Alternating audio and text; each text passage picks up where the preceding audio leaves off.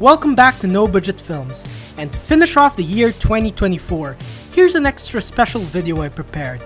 The Byzantine Empire surely lasted over 1,000 years, and thus this meant it had seen its fair share of very shocking moments that changed the course of its history, whether they were major battles, natural disasters, or certain laws made by emperors.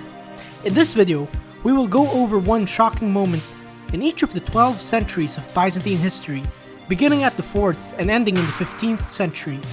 To add some extra excitement, each shocking moment per century will have a little surprise to it. But of course, before we begin the video, please don't forget to like, comment, share, and subscribe to my channel.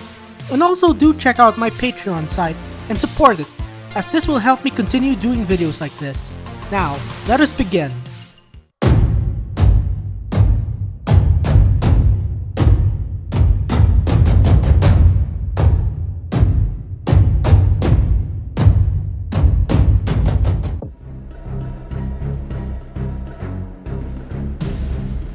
Await my orders. We will charge together. Too bad. We want battle. Charge! Damn it! Now everyone, charge! Ha ha ha ha ha. My plan will work. Just wait and see. In 378, following the Goths' massive migration into Roman territory and a 2-year war between them and Roman forces in the Balkans, the Goths, under the leadership of King Fritigern, dealt a fatal blow to the exhausted Roman forces at the Battle of Adrianople. Due to the impatience of a unit of archers in the Roman army, the Eastern Roman Emperor Valens was forced to charge at the Goths, only to be surrounded by them and decimated like ants. The battle ended terribly for the Romans, with 2/3 of the army wiped out, and Valens himself killed when taken to safety in a nearby farmhouse, which the Goths set on fire. True enough, the 4th century had not only seen one Roman emperor slain in battle, but two, as just 15 years earlier in 363, Emperor Julian was killed in campaign in the Sassanid Persian Empire. Very shocking indeed. The aftermath of the Battle of Adrianople was so severe that with Valens dead, there was no emperor in the east until Theodosius I took the throne in the following year, all while the Goths who had invaded the Roman Empire were there to stay permanently. Surrender now, boy. You have nothing left. Your armies are now mine. Your father is dead, and your capital has fallen. Okay, fine. I'll do anything. Just make sure to stay alive. So, the West has fallen. I don't give a damn. I'm lucky enough to be back in power. Who cares about the West, so long as Odoacer recognizes me as overlord? The 5th century was a highly traumatic one in the history of the Roman Empire, with so many shocking moments.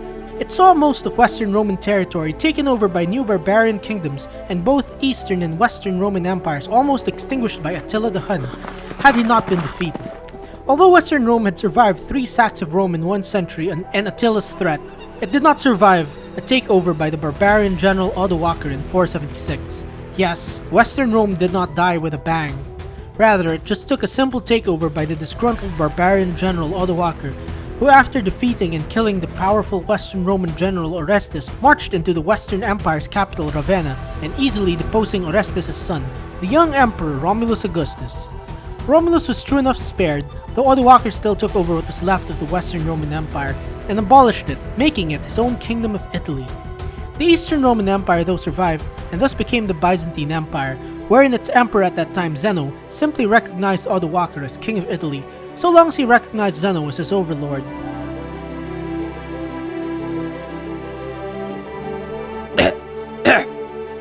People are falling dead everywhere. It's out of control. How did this even happen? Wait, what? Wait, you can just... Oh dear, now leave it to me to run empire. The 6th century can more or less be described as the golden age of the Byzantine Empire, but this doesn't mean it didn't see any terrible disasters. From massive earthquakes and riots to devastating wars of conquest, the 6th century saw them all, but none was as bad as the plague pandemic known as the Plague of Justinian that began in Egypt in 541 and reached Constantinople in 542. This plague was true enough so devastating that the historian of this time, Procopius, records that in Constantinople alone, thousands died each day from the plague, that there was not enough space anymore, and not enough of the living to bury the dead. The worst part of all was that the Emperor Justinian the Great himself fell victim to the plague, yet survived it. The death toll and aftermath of the plague, though, was just so disastrous that it depopulated the empire and had severe effects on the economy that it would take a long time for it to recover. We got this. We have more in numbers and we've been fighting well for the past few days. Soldiers, just continue pushing through and we will win. How dare they underestimate me! Cavalry, time to charge! Thanks to years of war between the Byzantine and Sassanid Persian empires, nothing but ruin resulted. Although the Byzantines had won the long war against Persia in 628, they were severely weakened and the resources and manpower depleted. During those years of war between Byzantium and Persia, a new power from the south, being the Arabs having united under the new faith of Islam, began expanding, and seeing the weakness of both Byzantium and Sassanid Persia was at, they took advantage of it and began invading both empires. The Byzantine Emperor Heraclius, though, was willing to fight back against this new threat from the south, and so he amassed a massive army of native troops and foreign allies under the command of the Armenian general Vahan. In 636, this massive Byzantine army and their allies clashed with the fewer Arab forces under their general Khalid ibn al-Walid at the Battle of Yarmuk. With such a massive army, Vahan believed he could easily win, though he underestimated Khalid's plans. After 5 days of fighting without achieving much results, Khalid put his plan into motion by blocking off the bridge and having his hidden cavalry charge at the Byzantines and their allies. The battle thus ended with a total victory for the Arabs, almost the entire Byzantine force wiped out, and the beginning of the Arab conquest of the Byzantine Levant and Egypt. The 7th century though ended seeing at least one major victory against the Arabs with the use of the new super weapon of Greek fire that prevented the Arab siege of Constantinople from 674 to 678. God is truly angry at us. We must ban all religious images across the empire. First order of the day, I want the mosaic at the palace gate torn down. As you command, my emperor. No! This is unacceptable! I will kill you! The 8th century began terribly for the Byzantines with a 22-year period of anarchy, Arab invasions, and even the siege of Constantinople by the Arabs, which the Byzantines however defeated. Coming to power in 717 after ending the anarchy was Emperor Leo III the Isaurian, and after defeating the massive Arab siege in 718, it seemed like all was well for the Byzantine Empire. Wrong. As emperor, Leo III saw that drastic changes needed to be done, and since he believed that the setbacks the Byzantines had faced in the previous years was due to God's wrath at the Byzantine people for their excessive icon veneration, which Leo saw as idolatry, he decided to put a ban on religious icons in order to please God. Following a volcanic eruption in the Aegean island of Thera in 726, Leo saw that enough was enough, and so in 730 he made what was known as Iconoclasm, or the destruction of religious icons the law, by first having the mosaic of Christ at the palace gate destroyed. This however triggered riots in the city, and the soldier tasked with removing the icon was killed by a woman, who pushed him off the ladder he was on. What Leo III believed would bring further stability to the empire only made things worse, as his law of iconoclasm only divided the empire's people and created a schism with the Pope. We did it! We have captured the city! Now soldiers, do what you want to it! No, no, no! Give me back my city! The early part of the 9th century was a tough time for the Byzantines, as it saw them constantly at war, and most of the time losing to the expanding Bulgarians and Arabs of the powerful Abbasid Caliphate. Aside from losing Crete and later Sicily to the Arabs, the army of the Abbasid Caliphate in the 830s attacked Byzantine Asia Minor twice, forcing the Byzantine Emperor Theophilos to confront them in battle himself. Although Theophilos was initially victorious against the Arabs, he suffered a humiliating defeat to them in 838 at the Battle of Anzan, which thus allowed the invading Arabs to later lay siege to Amorion, capital of the Byzantine Anatolic theme. After many days of siege, the Arabs had gained the upper hand and brutally sacked the city, taking many of its inhabitants as captives and killing them. Although the Arabs did not take the city, this was a major setback for the Byzantines, whereas the Emperor Theophilos never recovered from this loss, that just a few years later he died at a young age. The rest of the 9th century though was not as terrible for the Byzantines, as in the latter part of it, they had been striking back against the Arabs.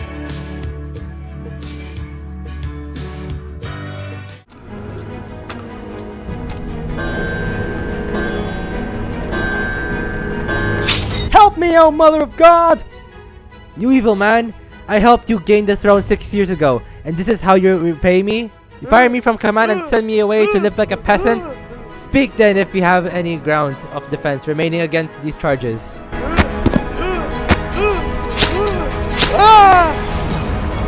It can't be you!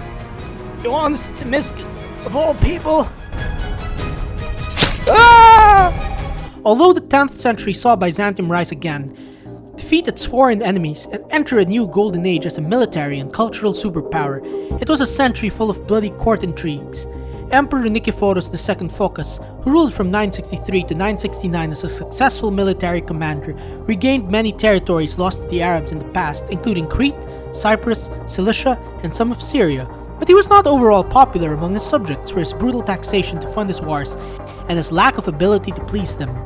By 969, with the people growing tired of Nikephoros II's rule, a conspiracy was formed by generals disgraced by the emperor, and this included the emperor's nephew John Tzimiskis, who was said to have conspired with the emperor's wife, the Empress Theophano, to kill him. In one December night in 969, the conspirators led by John sneaked into the palace and murdered the emperor in his sleep. Following Nikephoros II's murder, John and his conspirators though did not go unpunished, as in order to be crowned as the new emperor, John had to banish Theophano. John I Tzimiskis though ruled as successfully as his uncle Nikephoros II, as his military campaign saw more successes for the Byzantines, while he was 10 times more loved by his people. We did it. We defeated Bulgaria. Now, if you don't mind, I have a surprise for you, Sir Samuel. We'll do it, sir! Basil II's long reign may have begun badly for him, facing many usurpers and defeats in battle, but this still did not stop him from pursuing his quest for ultimate power. By the beginning of the 11th century, Byzantium was the medieval world's military and cultural superpower, and Basil II the undisputed ruler of it, and in order to assert his dominance over the Balkans, began a long war of conquest on the Bulgarian Empire. In 1014, Basil II had won a decisive victory over the Bulgarian forces of their Tsar Samuel at the Battle of Kleidion. As punishment for the Bulgarians, Basil was said to have ordered the blinding of the entire army, wherein one man out of every group of 100 was to be blinded in only one eye in order to lead his men back home. The Bulgarian Tsar Samuel was true enough so shocked seeing his men blinded that he died. 4 years later in 1018, the entire Bulgarian Empire was annexed into the Byzantine Empire, which thus became the dominant if not the only power in the Balkans, whereas Basil II became forever known as the Bulgar Slayer. However, this golden age for Byzantium did not last, and as the 11th century progressed, Byzantium declined, culminating in a catastrophic defeat for them against the new power of the Seljuk Turks at the Battle of Manzikert in 1071.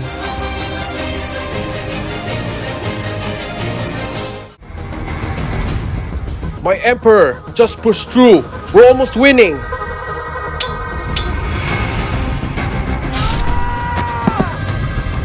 No. If we continue, then I will die.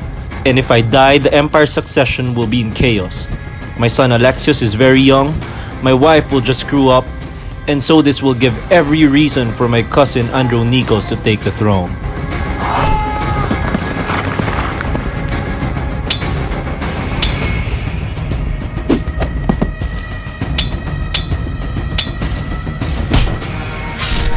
Well, then we really must retreat. Stop the fight and make peace with the Seljuks. Things will get even worse if we lose you here. The Battle of Manzikert in 1071 may have ended badly for the Byzantines, with almost all of their heartland Asia Minor lost to the Seljuk Turks. However, just 10 years later, Byzantium entered a new phase of restoration under the Komnenos dynasty when Alexios I Komnenos came to power. The reigns of both Alexios I and his son John II Komnenos saw the Byzantines regain lands they had lost to the Seljuk Turks in Asia Minor and become more or less a dominant power again. During the reign of John II's son Manuel I Komnenos, Byzantium was no doubt the dominant power of the region, asserting its authority over the Seljuks, crusader states of Outremer, Serbia, and Hungary. However, Manuel's overconfidence would lead to his downfall. When discovering that the Seljuks had been expanding their territory in Asia Minor, Manuel I in 1176 decided to launch a counterattack against them, and though the Seljuks attempted to negotiate peace with him, Manuel was determined to finish them off once and for all. only to later end up trapped in the narrow pass of Myriokephalon and get his army destroyed by the Seljuks, where Manuel himself barely escaped alive. This defeat at Myriokephalon forced Manuel to cede territory to the Seljuks, and thus because of this defeat, the Turks were to stay in Asia Minor for good, whereas Byzantium would then go into rapid decline.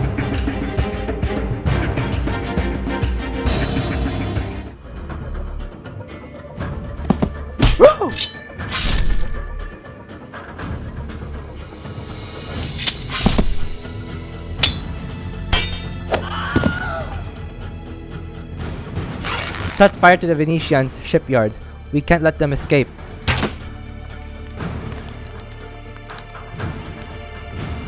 Georgios, lead the way to the palace. In 1204, the Byzantine capital Constantinople was suddenly sacked and captured by the army of the Fourth Crusade, thus leading to the establishment of the Latin Empire in Constantinople and the fragmentation of the Byzantine Empire. Byzantine resistance, however, was still strong, and they did resist and grow again as the Empire of Nicaea, and just 57 years later in 1261, the Byzantine Empire was back when a small army from the Empire of Nicaea recaptured Constantinople from the Latins in just one night. This all happened because throughout all those 57 years, the Empire of Nicaea expanded and true enough surrounded the Latin Empire to just Constantinople. As soon as Michael VIII Palaiologos became the de facto ruler of the Empire of Nicaea, he ordered his armies to crush all rivals and later a small group to scout the area of Constantinople so that he could take back the city. Little did Michael know, however, that this task force he sent under the command of General Alexios Strategopoulos had easily recaptured the city thanks to intelligence from local farmers who told them that the city's main Latin garrison was away. After sneaking into the city through a tunnel and opening the gates to the rest of the army of Alexios, Byzantine troops poured into the city and recaptured it, whereas the last Latin emperor Baldwin II had escaped by ship back to Europe. With Constantinople retaken, Michael VIII was thus crowned as the new emperor of the restored Byzantine Empire.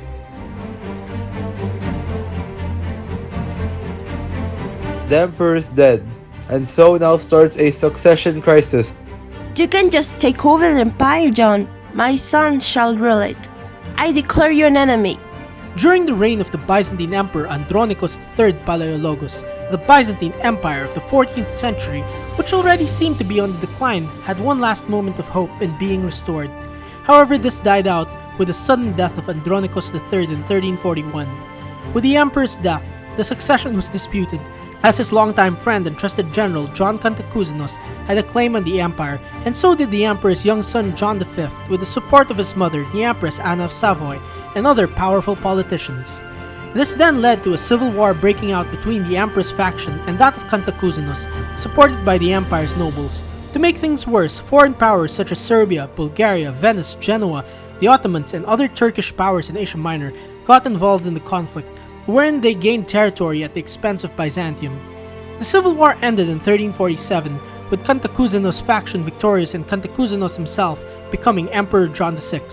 But thanks to the involvement of foreign powers, Byzantium further lost territories, but even worse, lost more people due to the plague of Black Death. Surrender your city to me now, and you will live. No, I will not. I would rather die than lose it. By the 15th century, the Byzantine Empire was just left with Constantinople, surrounded by Ottoman territory, the Morea in southern Greece, and a few Aegean islands. Byzantium though continued to exist as it remained a vassal to the Ottoman sultans, or so it was until Sultan Murad II died in 1451, wherein his son and successor Mehmed II was not willing to continue having Byzantium as a vassal anymore. And so as soon as he came to power, he began his plans for the ultimate siege of Constantinople. In 1453, Mehmed II and his massive army with cannons included came before the walls of Constantinople, and although he gave the Byzantine Emperor Constantine XI Palaiologos the choice to surrender and be spared, Constantine made the bold decision to resist.